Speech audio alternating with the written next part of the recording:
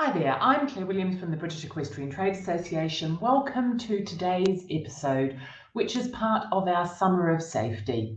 During the summer, we're talking about all things equine and rider safety related, from body protectors and hats through tech safety, biosecurity, feed and riding and road safety. But today, we're talking equine health with vet Jenny Croft from Loch Leven Equine Practice.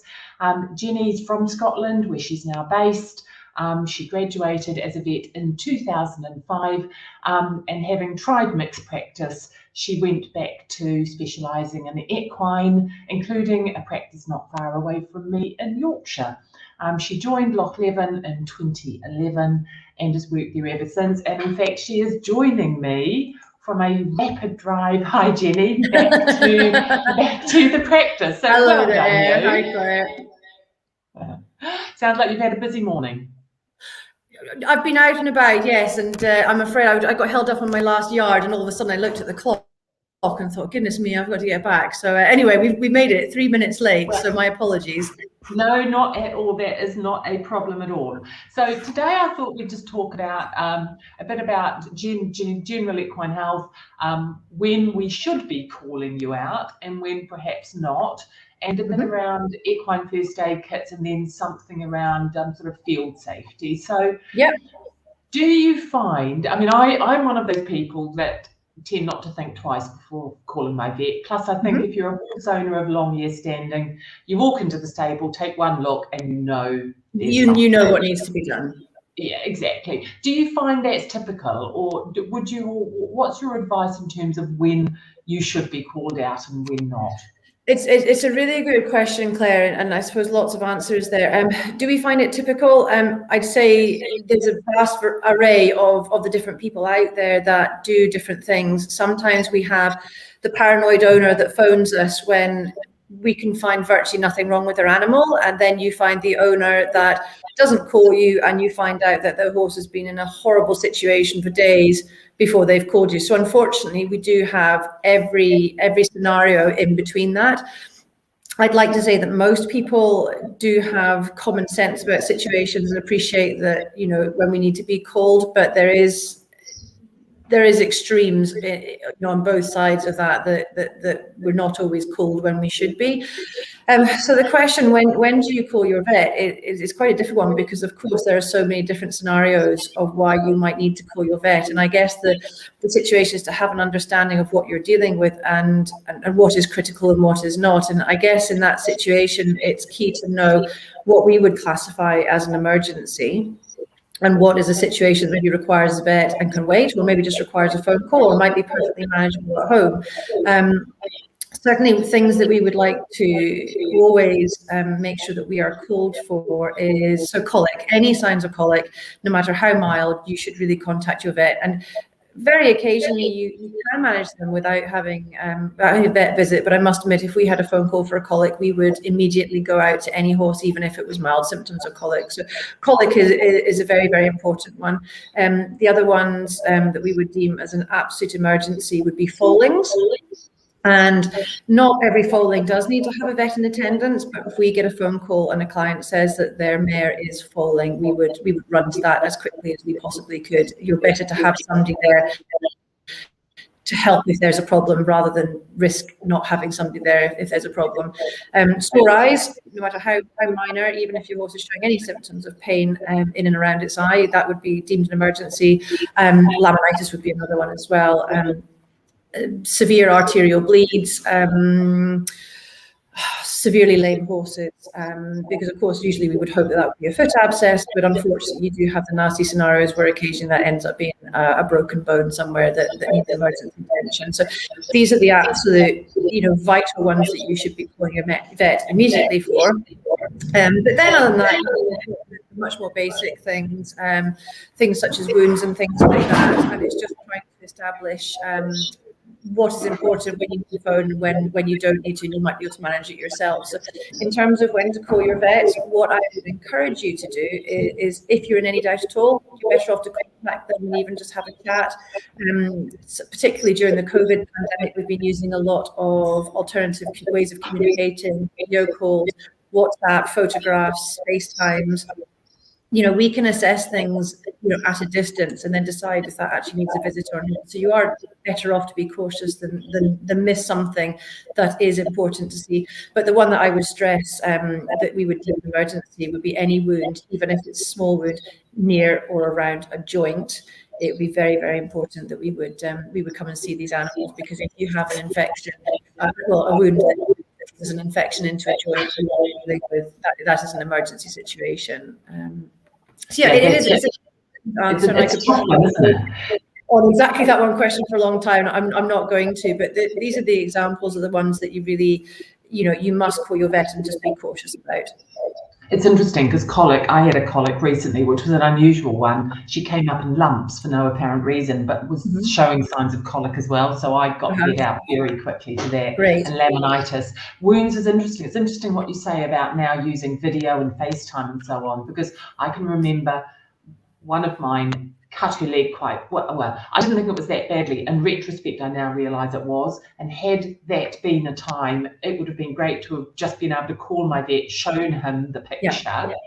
And back then, that was 10, 12 years ago. Yeah. It would never have occurred to me to do that. And now that's a real plus. No, technology really, really does help us. It can really help us to make decisions and decide if this is something that we can just give advice on, allow you to deal with yourself, or if it's something that we need to come out to. And the position of the wound is really, really important, because small wounds can have significant consequences, just depending on exactly where they are, if they are then involve vital structures, and that's where we have to be really, really cautious with them. So technology, when it comes to wounds, is so helpful. It really can help us make the decisions and give you the best advice possible. And I think most vet practices, you can contact them and you don't have to pay for advice over the phone. I think that's the general situation.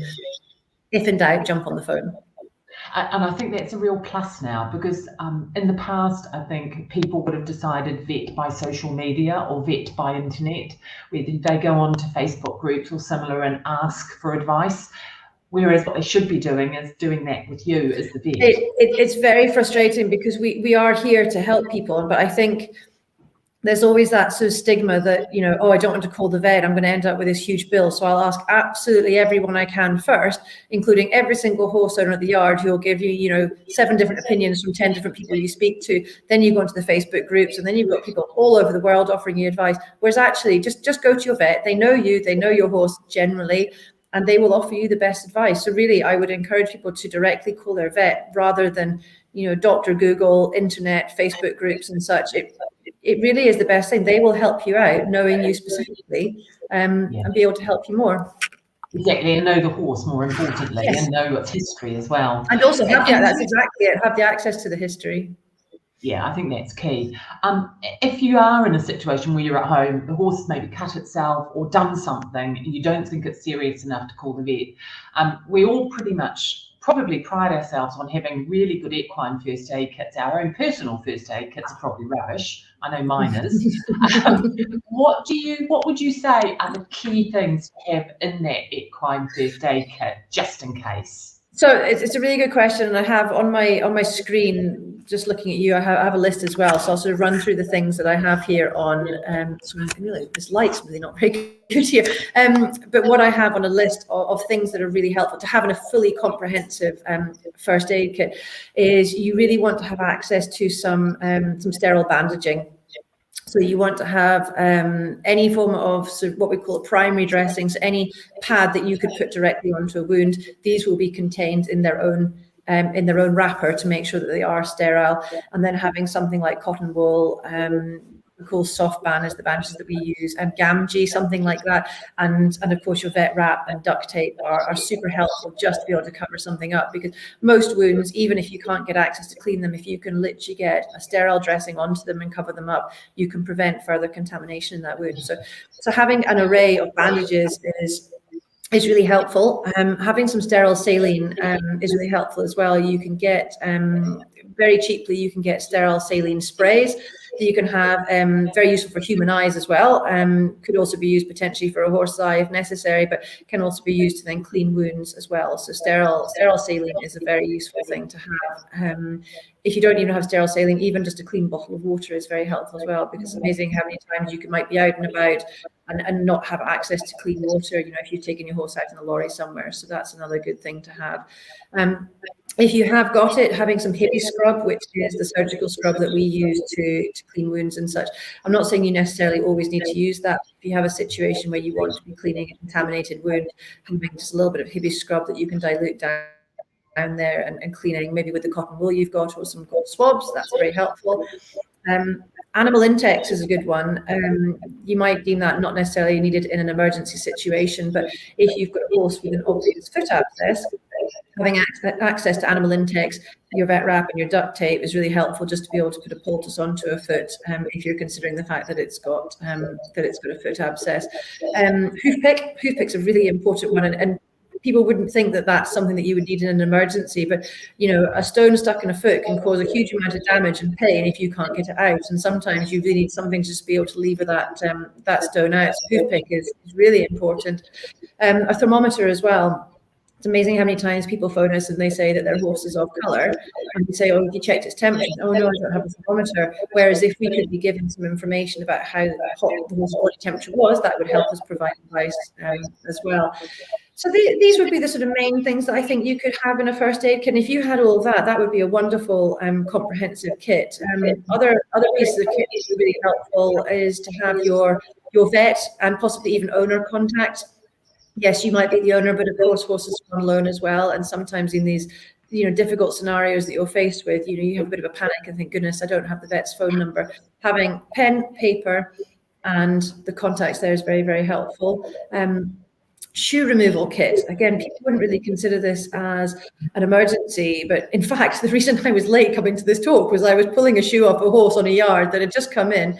The shoe had slipped and the owners didn't have anything to pull the shoe off with. But it's very easy to get a shoe off if needs be, but leaving on a loose shoe with nails protruding from it can actually cause a lot of damage. So having shoe removal kit, I think, really is an essential thing to have if you've got a horse that is shod. Having a twitch can be quite helpful as well. Sometimes if you have a slightly fractious horse, a twitch can allow you to undertake procedures that maybe without it you wouldn't be able to use. Also having things like your insurance details. If you have got your horse covered for veterinary fees, having your insurance details close by, so that if you have a problem, maybe in the middle of the night and you need to be making emergency decisions of what's going to happen to that horse, knowing that you don't have any financial implications to worry about by having your insurance details there are a really helpful thing to have as well. So yeah, that's a very good general run through of a very comprehensive first aid. If I rocked up and found a client with that, I'd be delighted. And when back to the first one, you're talking about sterile bandaging. Can you use what you'd use for yourself at home? Can you use human? You can. You absolutely can. But a lot of the time, the trouble would be is that the human bandages would just be too small. And too short, too small and too short. That's exactly it. So having horse-specific ones would be significantly better.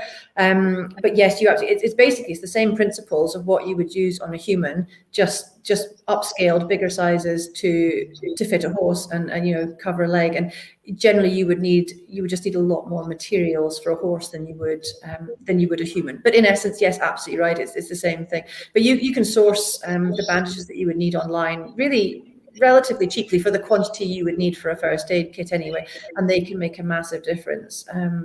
And something like a scary situation where a horse may have a wound that's severed an artery and you've generally got an arterial bleed, the best thing you need to do is put a pressure bandage on that wound and wrap with lots of layers. Now, if you don't have bandages, that's quite a scary situation, trying to comprehend dealing with that if you haven't got the suitable equipment available. So having some good bandages there in a known place that's handy to you is a really good thing to have. Yeah, and I suppose the other thing is, I know we stocked up on vet wrap, that sort of thing doesn't go out of date, but also perhaps do you find that people do things go out of date? Is that key to check on? Yes, bandaging will go out of date when you're talking about the sterile pads. Sterile pads will always have a date on them. But the honest truth would be is if you end up with a horse with a wound, I would far rather an out-of-date sterile pad on it than I would the tea towel from the kitchen that hasn't been cleaned for 3 months, or the muddy towel that you've got that you tend to clean your horse's legs with. It's all a balance of trying to do the best for your horse in the scenario that you're with. So of course, an in-date, proper sterile dressing is exactly what we would like, but I wouldn't be too concerned if dressings were going out of date, because as long as they're clean and in their wrapper and that the wrapper isn't compromised, I would be delighted to have that on a wound if I arrived and found that on a wound. So I wouldn't be worrying too much about expenses that would then go out of date. No, it needs must, exactly. That's exactly it, yeah. As long as they're in their wrapper, then that's key. And in terms of you as a vet, when you get to a visit, I think, you know, vets are valuable commodities to have on hand. I had a similar chat to a farrier the other week where he was basically saying, you know, we want to come and do the best job we can. That means we have to have the right setting to infect shoe the horse. That's the same with vets. We have to and we would probably command the same types of facilities that a farrier would need. You need to have a safe working space where you don't have risk of bumping into things, hurting yourself on articles or items on the floor. So a nice area to work with. Preferably weatherproof, so obviously stable would be an ideal situation, or a barn indoors if the weather dictates it's needed. But working outside is absolutely fine as long as it's not, as long as the weather conditions don't prevent that. Having access to things like, if it's at all possible, you know, having the horse clean and ready for you to ride. But I completely appreciate in an emergency situation that that's not always possible, and of course we wouldn't think anything of that. We would just deal with the scenarios that we've got. But you know, presenting as a horse that potentially has a foot abscess that's covered in feather, that's, you know, got liquid mud running off it. These are really difficult scenarios to try and deal with if you're trying to get through all the mud and the barriers before you can actually deal with the problem there. Having things like, you know, access to water, light, things like that is very helpful. And actually light, that would maybe another thing you could think about for your first aid kit, having a head torch or a torch, because sometimes you find these problems, unfortunately, you know, in the middle of the night or certainly late night feeds when light is very limited. And we all do carry our own head torches and things like that, but having plenty of light if you're trying to stitch a wound up on a lower limb in the middle of the night, you know, it's really helpful to have access to things like this. So these are the things that we would like to have in an ideal situation. We do fully understand that it's not always possible to have access to that, but if it can be there, that would be tremendous. Yeah, I'd echo the head torch. What did we do before we had head torches is what I ask. Head torches are just a wonder. They really are. So simple things in life.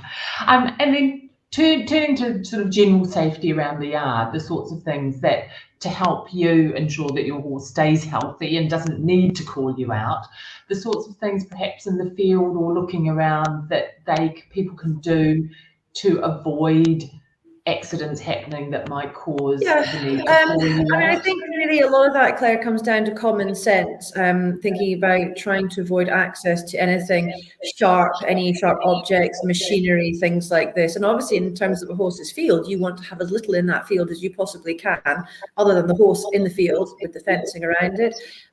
Fencing is an interesting one, and it's actually a subject you could talk on for quite a while, but you need to be a little bit cautious with fencing, because there's a lot of fencing out there that is dangerous to horses. And a lot of insurance policies, when they're thinking about veterinary cover, actually have clauses in them to say that they will not cover bills relating to damage through a fence unless it is in fact post and rail fencing. So you do need to look at these, you have to look at small print on your insurance policy. And of course, not many people have the luxury of post and rail paddocks. Of course, they're fabulous when you can have them. But in general, we don't. So ensuring that your whatever fencing you have is in very good condition, that you don't have loose wires, broken fence stobs, things like this. If you're using electric fencing, it really is important that the electric fencing is in fact electrified, because horses will realize very quickly that it's not. An electric fence tape can be incredibly dangerous. If you're talking about being wrapped around a leg, electric fence tape causes the worst injuries in terms of severed tendons and really, really nasty injuries. So please, if you're using electric fencing, make sure the fences are in very good quality, that everything is strung up properly, and they are in fact electrified. This is really important. And I just think keeping your horse away from anything that could cause it potential harm, barbed wire, anything on the ground, things like this, would be the main things that I would be thinking about. Yeah, I was reading an article about electric fencing actually from another vet practice, and they were talking about having break points built into the fence. So basically, if it does go through it, to make certain the fence will break. Yeah. No, that's a really interesting concept and a very, very good one as well, because if you can make sure that tape breaks if a horse runs through it, that's far better than having this. The trouble with electric fence tape is it's so strong. Almost nothing's going to break that, certainly not the power of a horse. So unfortunately, the horse breaks before the tape does. So yes, having natural breakers like that is a very, very sensible idea. Yeah. And the other thing I know that we've been particularly looking at, and even though it's a noxious weed, I'm always astounded at apparently the crops of ragwort you see around the country. The number of times you drive past the field and look at it and it's bright yellow. And I know that's we're particularly obsessional about it. Do you come across many cases of ragwort poisoning? Yes, we do, unfortunately, and it's entirely preventable. And I think certainly all horse vets out there have such issues with ragwort in fields because it really is avoidable and manageable to prevent it, whereas liver disease secondary to ragwort poisoning is dreadful and may result in a horse being euthanized unnecessarily because it's had access to a poison that it really shouldn't have had. And I am very proactive in discussing ragwort issues with clients if I see it, and I do take umbrage against it. Ragwort is something that our horses should not have any access to. You should really be managing your paddocks appropriately, and I completely appreciate that in paddocks that previously haven't been managed, it can be incredibly difficult, but there are fields out there that don't have ragwort in them. And if you need to move your horse off one yard to get it to a yard where it's safe and it's grazing, then you need to do that. The danger of ragwort is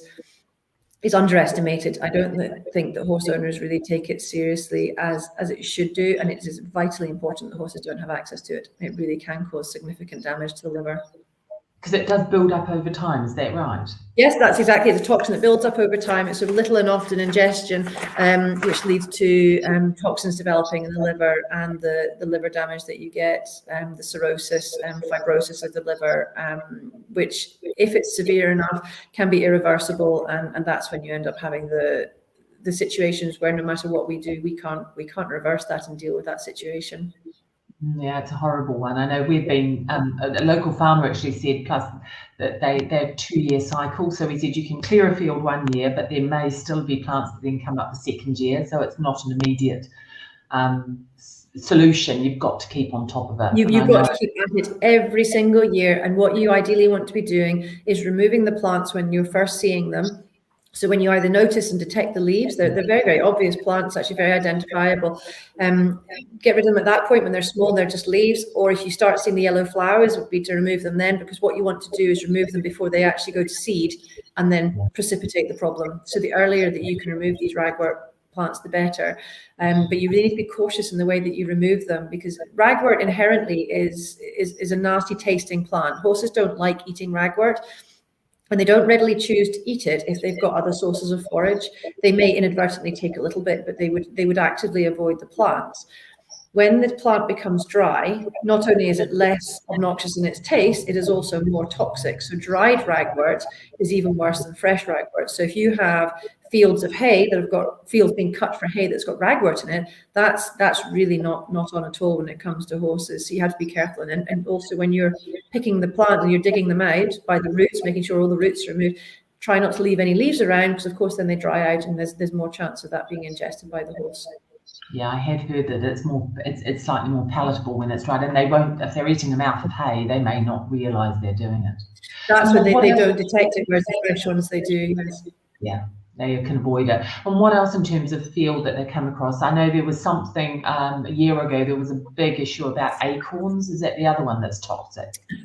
I've got a list in front of me. There's a number of different plants that are poisonous to horses that we can think about, and not all of them we think about, and not all of them, to be fair, would commonly be found in fields. But my list here, I've got bracken, buttercup, clover in significant quantities, deadly nightshade, foxglove, laburnum, horsetails, oak and acorn, as you just mentioned there, Claire. You don't want them to have access to that. Ragwort that we've discussed. Sycamore seeds, absolute no. You don't want sycamore trees anywhere near horses' field. They can cause a very, very nasty conditions of the horse's muscles, myopathy that is incredibly severe. The toxins are built up in the sycamore seeds themselves and the little saplings, and that's a really nasty condition that readily kills. So certainly sycamore would be one that you would really want to avoid.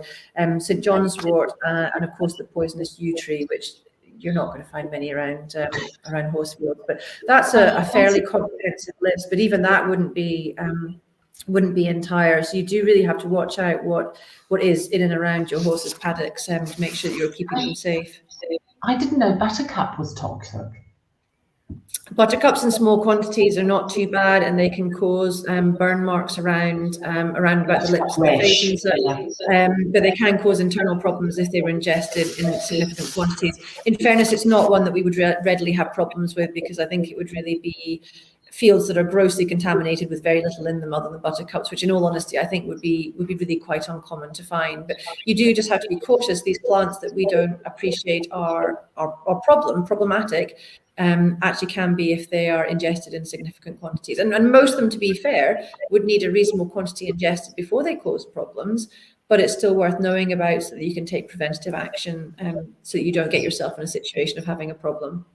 Yeah, definitely. Gosh, it makes you everybody should walk their fields regularly. Oh yes, absolutely. The hedgerows, and they should be doing it, regularly enough, because plants grow and plants can arrive from different places and such, being spread to the wind by birds and such. So, you never know exactly what's going to be growing in your field. Yeah, exactly. And rubbish as well. If you keep your horses near a road, then I think that's something a lot of people forget. Sadly, in the countryside, you see more and more rubbish, and it would be very easy for something to get in the field. And you're absolutely right. Yeah. So that's why just monitoring what is in fact in your field, on a regular basis is very important. Yeah. And then finally, just about turnout, because we were talking to somebody earlier in the week about boots and putting turnout boots on. How big an issue is turnout injuries for you in the practice? Injuries can happen at any point in time, and yes, they can happen in a field. I think more so when horses are in shared grazing, injuries and such, running into fences, being chased into fences, things like this. Personally, I'm not a big fan of turnout boots. I feel that they tend to cause more problems like rubs on the leg, which then leads to sort of dermatitis or possibly infections in the limb requiring veterinary treatment. So I'm not a big fan of turnout boots. There are boots marketed for prevention of mud fever and such, but again, I'm not totally convinced by the efficacy of them. So me personally, I'm not a fan, but you will get different opinions from different people. So yes, we do see turnout injuries and even things like splints and such from horses being silly in the field, but turnout boots wouldn't necessarily prevent that anyway. So occasionally you'll come across a wound that would not have happened if the horse had been wearing boots, but I feel that you probably would get more problems from boots in the long run than you would preventing the anomaly, of the accident. And maybe, as you say, think about what you're turning out with whom, and if you're turning out paddock management with the companions and such, and monitoring the behaviour of various horses and the hierarchy and how they're all behaving together would probably be, in my mind, more important than considering constantly turning your horse out with boots on. Yeah, well, maybe I know when we turn out new horses, we take the back shoes off just to avoid the unnecessary injuries. Yes, absolutely. I mean, I think kick injuries would probably be one of the biggest ones in terms of turnout that we would experience. Yeah, exactly. Well, Jenny, I won't keep you any longer. That's been so helpful. It's made me actually want to go and check my fields again, just in case.